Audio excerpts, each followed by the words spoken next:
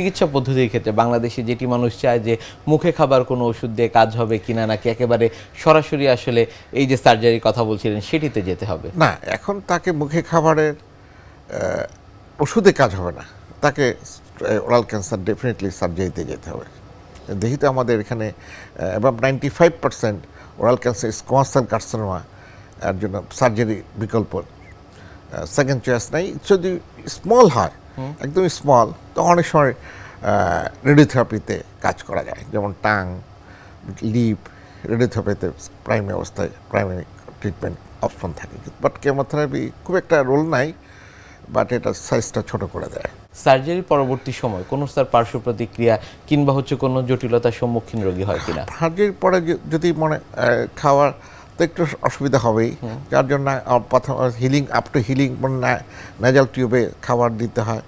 আর second choice করলে reconstruction করলে reconstruction তো ডিফর্মিটি থাকেই অনেক সময়, বা একুরেট পজিশনে আগের মতো আসে না। তবু বাংলাদেশের মডার্ন টেকনোলজিতে অনেক অ্যাডভান্স হয়েছে। আর রেডিওথেরাপি, পোস্ট অপারেটিভ রেডিওথেরাপি জিহ্বায় স্যালাইভা মানে থুতু কম হয়, লালা কম হয় এবং পেশেন্ট গলা অনেক সময় শুকায় যায়। এটার জন্য সাপোর্টিং ট্রিটমেন্ট মেনটেন করতে হয়। ওরাল ক্যান্সারের পরবর্তীতে সার্জারি করছেন, সেক্ষেত্রে প্রগনোসিস সেটি কেমন হয়ে থাকে? প্রগনোসিস তো প্রাইমারি অবস্থায় তো ভালো, কিন্তু এখন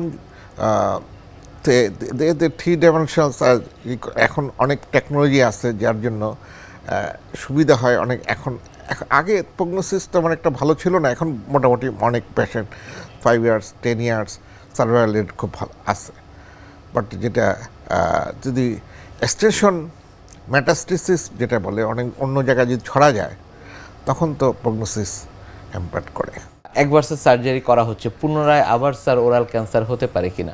ওরাল ক্যান্সার হতে পারে যদি পুরোপুরি কিউর না হয়। কিউর না, দ্যাট মিনস আমাদের যে অ্যাডভাইস যেটা ওরাল সার্জারি করার পরে, ক্যান্সার সার্জারি রেডিওথেরাপি দেওয়ার জন্য, তারপর ফলোআপের ব্যাপার থাকে। ফলোআপে যদি সে ঠিক মতো অ্যাটেন্ড করতে পারে, তাহলে প্রগনোসিস ভালো, গুড। কতদিন পর ফলোআপে আসবেন তারা? প্রাথমিক অবস্থায় তো মাসে একবার, তারপর 6 মাস, তারপর 1 বছর ফলোআপ থাকা বেটার। নিশ্চয়ই। ফলোআপে স্যার কোন বিষয়গুলো আসলে বিশেষভাবে লক্ষ্য করে থাকেন? ফলোআপে থেকে একটা কোন রিকার করছে কিনা, বা পেশেন্ট আদার গ্রোথ হচ্ছে কিনা, বা কি কমপ্লেন হচ্ছে, এগুলা জানা দরকার। এবং তার খাবারে কোনো প্রবলেম হচ্ছে কিনা, এগুলো খেয়াল করতে হয়। নিশ্চয়ই। সেক্ষেত্রে স্যার এই যে ফলোআপের বিষয়টি, কখন আসলে সার্জারি করবার পর কোন কন্ডিশনে আসলে চিকিৎসকের শরণাপন্ন হতে হবে, যে কোন ইমার্জেন্সি কন্ডিশন আসলে তৈরি হয়েছে যখন আসলে চিকিৎসকের শরণাপন্ন হতে হবে সার্জারি করবার পর? পেশেন্ট যদি খেতে না পারে, তখন তো অবশ্যই বলতে হবে। আর প্রথম কথায় যদি ডিস্টার্ব থাকে, এটা বলতে ডিফর্মিটি আরও যদি বাড়ে, এটা তো ফলোআপে জানাতে হবে। এবং পেশেন্টের মুভমেন্ট সব কিছু জানা উচিত। আর স্যার, আপনার কাছ থেকে আমরা শুনছিলাম যে ওরাল ক্যান্সারের নানা দিক নিয়ে, চিকিৎসা পদ্ধতি নিয়ে, যখন আসলে কেউ বুঝতে পারবেন যে তার লক্ষণ উপসর্গ আছেন, তারা আসলে কোথায় যাবেন চিকিৎসা নেবার জন্য? ওরাল ক্যান্সার চিকিৎসা নেওয়ার জন্য international recognized oral and maxillofacial surgeon, facial surgeon যেটা বলে আর কি, ম্যাক্সিলোফেশিয়াল সার্জন এখানকার বাংলাদেশে এখন Dhaka medical, Dhaka dental college, Shahid Suhrawardy medical college, Chittagong medical college, প্রত্যেকটা মেডিকেল কলেজে সরকারিভাবে ওরাল ক্যান্সার ডিপার্টমেন্ট আছে। সরকারিভাবে এখানে যায়, বেসরকারি পর্যায়ে ব্যক্তিগতভাবে যেতে পারে। কিন্তু এই choice of surgeon definitely oral and maxillofacial surgeon, তারাই কাজ করবে। স্পেশালাইজড ডেন্টিস্টটা একটা স্পেশালাইজড সাবজেক্ট, যেটা ওরাই চিকিৎসা করার, এবং তাদেরকে রেসপন্সিবিলিটি।